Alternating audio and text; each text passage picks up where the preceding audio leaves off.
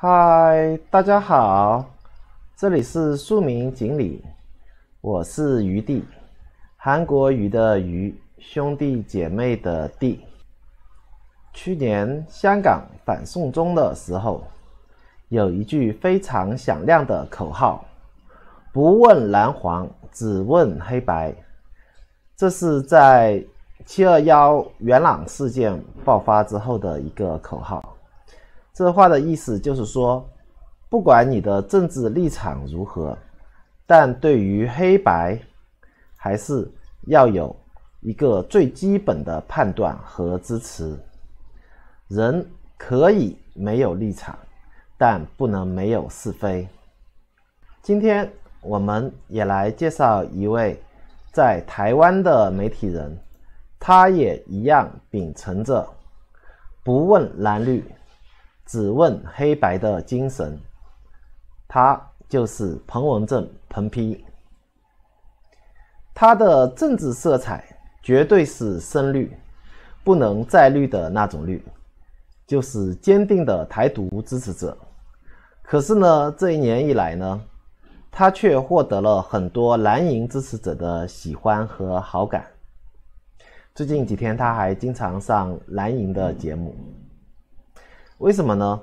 因为他这一年多在他自己的 YouTube 频道正经关不了，只做一件事情，那就是揭露蔡英文的假博士假学历。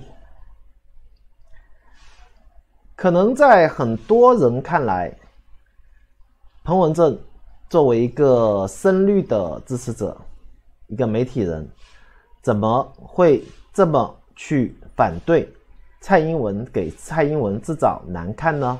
是吧？这是不是很矛盾呢？其实在余弟我看来，这是一个非常正常且符合逻辑的事情。首先我们先来认识一下彭文正，介绍一下他的背景啊。彭文正生于1961年，今年59岁，是不是根本就看不出来呢？真的很帅，冻龄的啊。新竹县人啊，他出生深绿家庭，国立台大生物产业传播暨发展学系毕业啊，这是学士学位。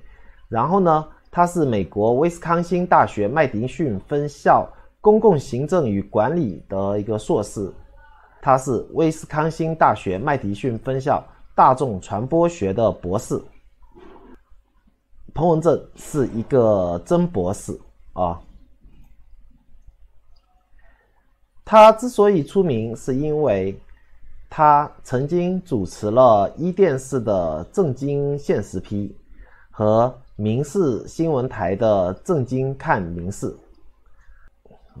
在绿营的主持人当中，他绝对是一哥的级别吧啊，他是应该属于绿营内赖清德那一派系的，但是他没有加入过民进党。曾经民进党政府也多次邀请他参政或者担任官员，但都被他拒绝。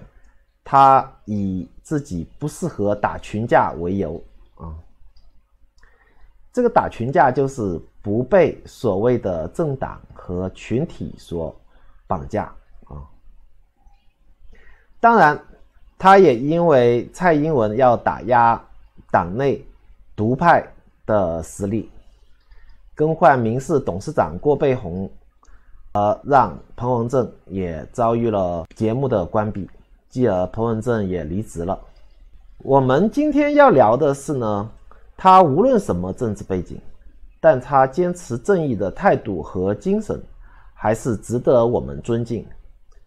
他是台大新闻专业的教授学者，曾任台大的新闻研究所的所长。对于学术和正义的坚持是我们今天讨论的重点。一位学者对于学术的纯洁性应该是最珍视的。当他发现绿营的共主蔡英文、台湾的总统居然论文作假的时候，他完全抛开了个人的政治立场，为学术正义发声，甚至鱼死网破在所不惜。真的绝对是堂吉诃德式的斗士。一个人真正独立思考的人，绝对不应该被自己的政治立场和意识形态绑架。这点在彭文正身上得到了完美的验证。我认为彭文正的台独思想绝对是根正苗绿，但他完全可以不受意识形态绑架，而是完全认为他对的正确的事情去大声疾呼。最好玩的是，他几乎是全世界唯一的一个作为被告求开庭求判决的人啊，绝对是堂吉诃德式的人物。现在的台湾号称民主自由的台湾，当前最迫切需要到底是统独还是是非正义呢？一个社会无论什么政治形态存在即合理，无论社会主义还是资本主义，无论是民主还是专制，都是有其特殊的历史背景和世界格局所造就的。余弟个人认为，无所谓孰优孰劣，只看这个制度是否符合当下的社会发展需求而已。符合了就继续执行这种制度，矛盾那就改革甚至革命。这不是以某一个人的意志来决定的，只看天时地利人和造就。而台海两岸的统独其实也没必要必须要如何如何，也没有什么谁属于谁的问题。历史浩浩荡荡，合久必分，分久必合，这些都不是几个人的努力就可以左右的啊。可是呢，对于是非正义来说，无论什么社会形态下，这是泾渭分明的。真善美，这是人类社会无论什么阶段什么制度下都不会改变的评判标准。真的就是真的，假的就是假的，善的就是善的，恶的就是恶的，一眼即可评判，不需要什么多么高深的学识学历，也不用多么复杂的理论和哲学修为。唯真不破也是亘古不变的真理。所以无论什么社会，在意识形态之前，肯定首先是是非正义的价值观。社会成员都有权利和义务挞伐所有假恶丑的行为，而人类社会的复杂，也就是人类善于使用各种手段和欺诈术来修饰包装虚假的丑恶的东西。韩国瑜之所以可以制造韩流爆发，绝对不是他对9·2共识的坚持，而是他对是非正义的捍卫。所以从某个角度来说，韩国瑜和彭文正是有很大的共通点的，就是一样的为正义发声，愿意为捍卫正义而粉身碎骨。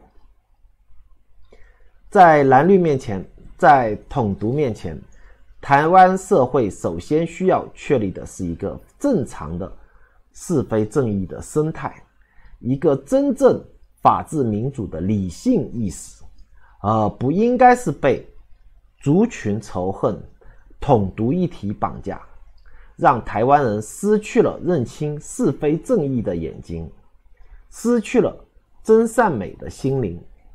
如果时势注定台湾要独立的话，那余弟我个人更加愿意支持理性的正义的人物去治理台湾，而不是让现在的民进党蔡英文之流靠着欺骗人为的制造仇恨而获取政权。